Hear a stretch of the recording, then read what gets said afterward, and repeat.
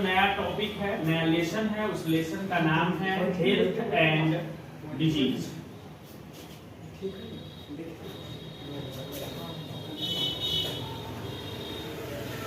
जिसको हिंदी में स्वास्थ्य और रोग कहेंगे।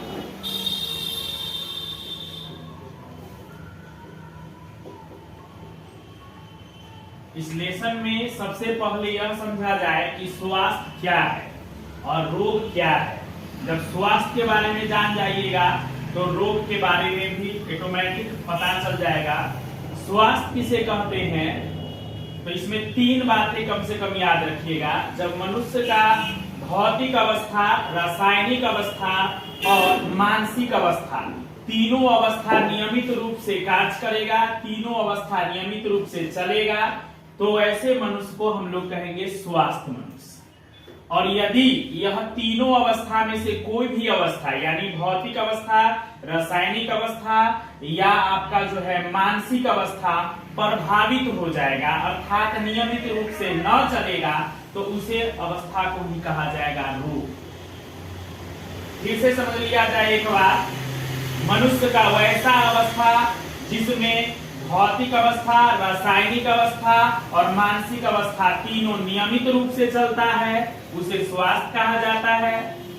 और इसी का उल्टा हो जाएगा, मनुष्य का भौतिक अवस्था, रासायनिक अवस्था और मानसिक अवस्था अगर नियमित रूप से नहीं चलता है तो इस अवस्था को रोग कहा जाता है।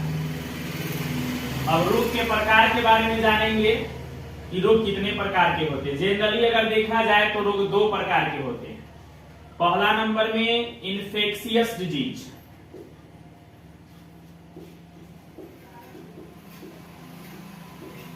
जिसको कहा जाएगा संक्रामक रोग।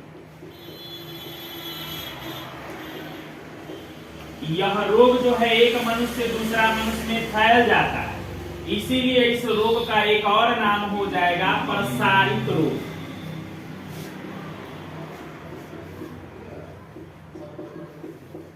और इसी को अंग्रेजी में कम्युनिकेबल डिजीज के नाम से जानेंगे।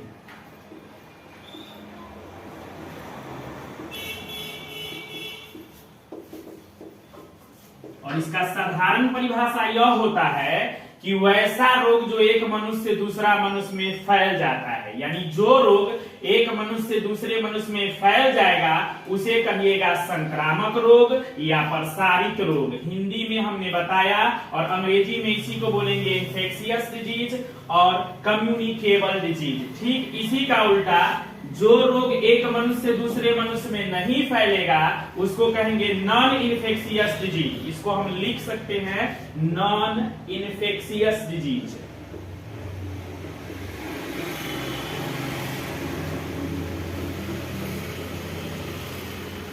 और हिंदी में यहाँ पे अ लग जाएगा, यानी असंक्रामक रोग।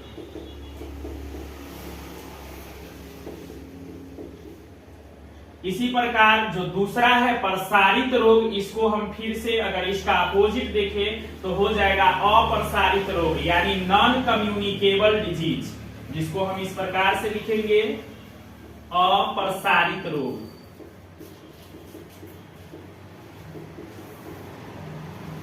अंग्रेजी में इसी को लिखेंगे नॉन कम्युनिकेबल।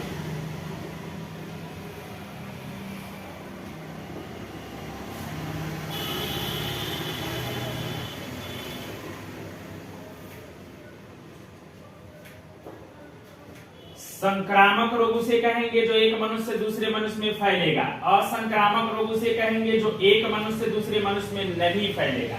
अब सवाल होता है कि संक्रामक रोग किस प्रकार का होगा जो एक मनुष्य से दूसरे मनुष्य में फैलेगा, तो इसको जनरली याद रखिएगा, जो रोग आपको बैक्टीरिया से हो जाएगा या फिर वायरस से हो जाएगा या फिर प्रोटोजोआ से हो जाएगा या फिर हेलमिंथ से हो जाएगा,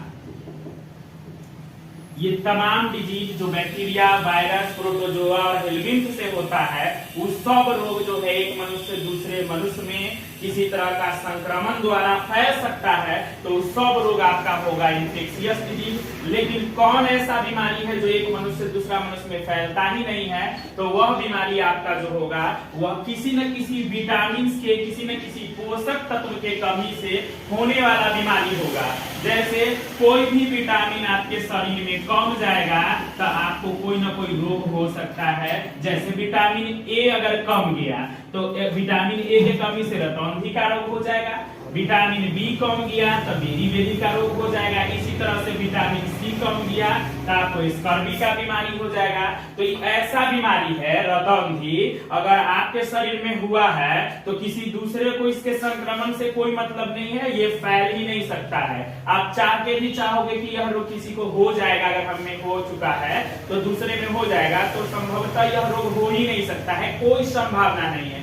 स्कर्वी का बीमारी किसी में हो चुका है तो कभी भी यह संभव नहीं है किसी दूसरे में स्कर्वी का बीमारी हो जाए। अगर किसी में बेरी का रोग हो चुका है तो ये संभव नहीं है कि किसी में बेरी का रोग हो जाए। तो इस बात को ध्यान रखिएगा कि कोई भी पोषक तत्व के कमी से या विटामिन के कमी से अगर कोई रोग होता है तो वह एक मनुष्य से दूसरा मनुष्य में फैलने वाला नहीं होता है। अब सबसे साधारण बात आपको हम बता रहे हैं, जो कहीं अगर लिखा हुआ रहेगा इस तरह से बैक्टीरियल डिजीज अगर लिखा हुआ है, बैक्टीरियल डिजीज, तो इसको देखते ही इसका परिभाषा आपको समझ में आ जाएगा। इसका हिंदी होता है जीवाणु जनित रोग। जीवाणु जनित रोग किसे कहेंगे? अगर एक बैक्टीरियल पर हमने समझा दिया तो वायरल पर, प्रोटोजोनल पर, हेलमिंथस सब कुछ आपको समझ में आ जाएगा। जैसे देखिए जीवाणु से जो रोग होता है उसे हम लोग जो है बैक्टीरियल डिजीज कहते हैं या जीवाणु जनित रोग कहते हैं। वैसा रोग जो जीवाणु से होगा उसे ही कहेंगे बैक्टीरियल डिजीज। एग्जाम्पल के तौर पर अगर देखा जाए तो हम चर्चा करते हैं टीबी का, यानी ट्यूबरकुलोसिस, जिसको क्षय रोग कहते हैं। इसको समझिएगा बहुत अच्छा से कि टीबी क्या होता है। जितना समझिएगा उतना ही मजा आएगा, आपको समझने की कोशिश करेंगे, क्योंकि शिक्षा वही होता है जो मुख पर होता है, लिखी हुई बात तो बहुत सारी है। और कोटा वगैरह में देखिएगा जो क्लास चलता है उसमें ज्यादा से ज्यादा बच्चे को समझाया जाता है और कम से कम टॉपिक लिखा जाता है। तो चर्चा हमें कर रहे हैं बैक्टीरियल डिजीज का, जिसका जीवाणु जनित रोग नाम है। और यह जीवाणु जनित रोग का एक एग्जाम्पल लिए हैं जिसमें हम टीबी को फर्स्ट टाइम जो होगा एक्सप्लेन करेंगे, बताएंगे आपको कि टीबी क्या होता है। तो समझ लीजिए कि टीबी का जो बीमारी होता है यह एक बैक्टीरिया से होता है। कौन बैक्टीरिया से होता है? तो उस बैक्टीरिया का नाम है माइकोबैक्टीरियम ट्यूबरकुलाई। याद रखिएगा, माइकोबैक्टीरियम ट्यूबरकुलाई यही ऐसा बैक्टीरिया है जो टीबी का रोग उत्पन्न कर देता है सजीवों में, इंसानों में, खास करके मनुष्य में टीबी का रोग माइकोबैक्टीरियम ट्यूबरकुलाई नामक बैक्टीरिया से होता है। अब देखिएगा माइकोबैक्टीरियम ट्यूबरकुलाई का कभी कभी एग्जाम में कारक पूछता है, जिसका कारक कौन है? तो कारक में वही जिससे होता है उसी को कारक कहते हैं, समझे? तो देखिए टीबी का बीमारी माइकोबैक्टीरियम ट्यूबरकुलाई से हुआ है, तो टीबी का कारक जो मुख्य रूप से हुआ वो माइकोबैक्टीरियम ट्यूबरकुलाई है। अब सवाल होता है कि फैलेगा कैसे, इसका जो है ट्रांसमिशन कैसे होगा, फैलाव। तो ट्रांसमिशन इसका होता है ड्रॉपलेट इन्फेक्शन से। अब फिर से सवाल होता है कि ड्रॉपलेट इन्फेक्शन क्या होता है? तो ड्रॉपलेट इन्फेक्शन होता है खांसने, थूकने, छींकने के द्वारा जो संक्रमण फैलता है उसे हम कहते हैं ड्रॉपलेट इन्फेक्शन। समझ में आ रहा है? जो बता रहे हैं समझ में आ रहा है? चलिए, तो फैलाव कैसे होगा इस बीमारी का, टीबी के बीमारी का? तो ड्रॉपलेट इन्फेक्शन से। अब किसी को ये समझ में नहीं आएगा कि ड्रॉपलेट इन्फेक्शन किसे कहते हैं, तो खांसने से, छींकने से, थूकने से जो इन्फेक्शन पैदा होता है, जो इन्फेक्शन निकलता है, जो इन्फेक्शन उत्पन्न होता है, उसी को ही कहते हैं ड्रॉपलेट इन्फेक्शन। अब समझ में नहीं आ रहा है तो थोड़ा सा और डिटेल्स लेते हैं। जैसे कोई आदमी छींक रहा है या उल्टी कर रहा है, आप उसको देखे, आपको भी लगा कि जो उससे कुछ गंद निकला और आपको भी उल्टी टाइप का आना शुरू हो गया, तो वहां पर समझना है कि वो आपको ड्रॉपलेट इन्फेक्शन लग रहा है, ड्रॉपलेट इन्फेक्शन आपके पास आ रहा है, जिसके कारण आपको ऐसा फील हो रहा है। अब देखिएगा कि यह बीमारी का लक्षण क्या होता है, जिसको हम सिम्टम के तौर पे जानेंगे। सिम्टम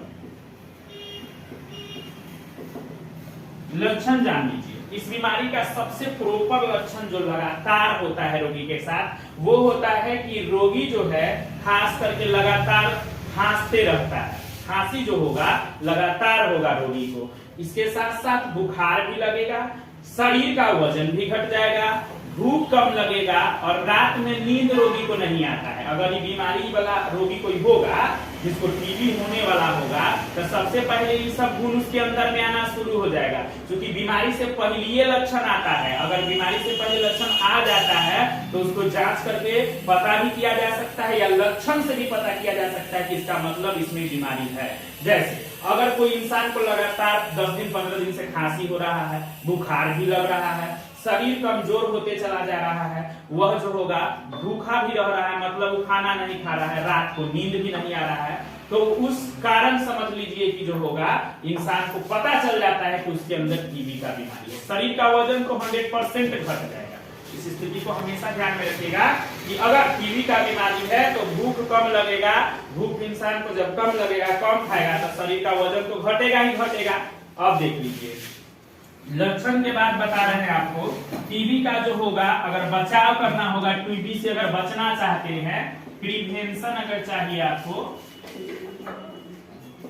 टीबी से बचने का उपाय क्या है, बचाव क्या है, तो सबसे पहले अगर बचपन में ही टीबी का टीका, जिसको बीसीजी के नाम से जानते हैं, तो यह बीसीजी का टीका अगर आपको लगाया गया है तो समझ लीजिए कि आप टीबी से बच सकते हैं।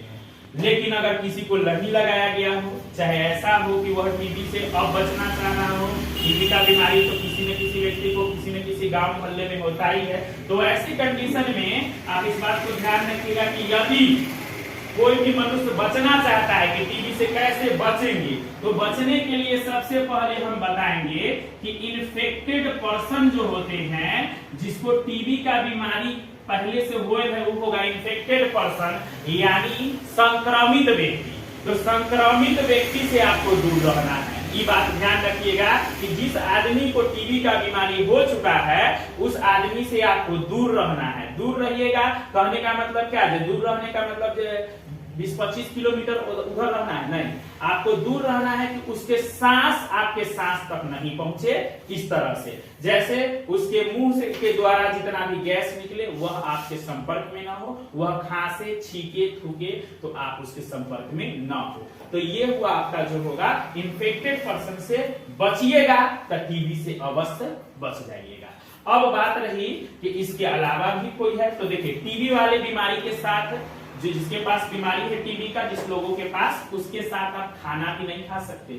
अगर खाइएगा तो आपको भी उसका संक्रमित बैक्टीरिया, जिसका नाम माइकोबैक्टीरियम ट्यूबरकुलाई है, वह आपको संक्रमित कर देगा। यानी उसके खाना के जरिए भी आपके शरीर में बैक्टीरिया चला जाएगा।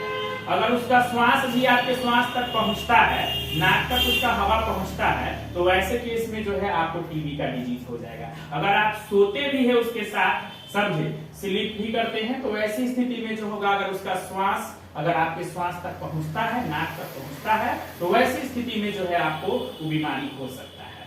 समझे? तो ये था आपको जो होगा कैसे कैसे होगा, उससे कैसे बचा जाए इसका तरीका। समझे? अगर सच पूछा जाए तो टीबी का भी जो है वर्तमान में 100% ट्रीटमेंट अवेलेबल है।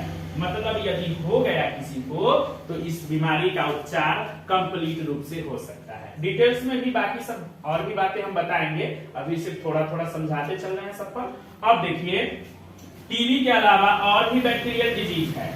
जैसे आप पढ़ लीजिए टाइफाइड के बारे में। टाइफाइड क्या होता है? यह भी एक बैक्टीरियल डिजीज है, जिसको हिंदी में हम लोग मियादी बुखार के नाम से जानते हैं। मियादी बुखार होता क्या है?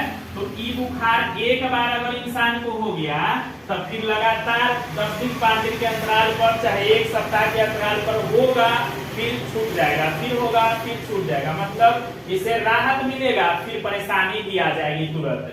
तो काफी कम से कम 10 दिन 15 दिन तक लगातार ये बुखार इंसानों को दिक्कत देती है।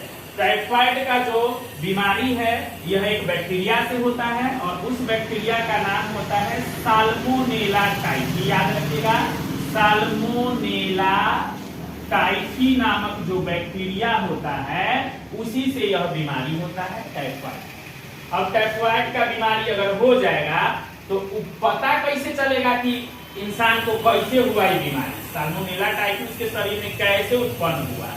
तो इसको ध्यान में रखिएगा कि साल्मोनेला टाइफस तभी आपके शरीर में प्रवेश करेगा जब आप दूषित भोजन का सेवन करते हैं। किसी प्रकार का दूषित भोजन का सेवन जैसे ही कीजिएगा तो यह बैक्टीरिया दूषित भोजन में मौजूद रहता है, और जो इंसान दूषित भोजन इन्फेक्टेड फूड खाता है समझे उसके अंदर में यह बैक्टीरिया जन्म ले लेता है। दूषित भोजन में बैक्टीरिया मौजूद रहता है और शरीर में प्रवेश कर जाएगा। तब फैलने का विधि हुआ समझे दूषित भोजन।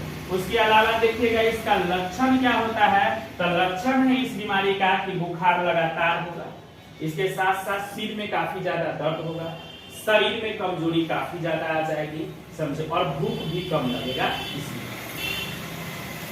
अगर बात की जाए इस बीमारी का जो होगा निवारण का, तो 100% ट्रीटमेंट अवेलेबल है, यानी कि अगर इलाज सही अवस्था में हो जाए तो रोगी बच सकता है, इस बीमारी से जो है बचा जा सकता है। एक टैब वैक्सीन आता है, अगर टैब वैक्सीन किसी भी इंसान को लगा दिया जाए समझे, याद रखिएगा टीका तभी लगता है, वैक्सीन तभी लगता है, एक निश्चित समय होता है। ये नहीं कि जब मन किया तब लगा देंगे। कोई का उम्र जो है 60 साल होगा और उसको आप जाइएगा टैब वैक्सीन लगाने, तो ऐसा नहीं होता है।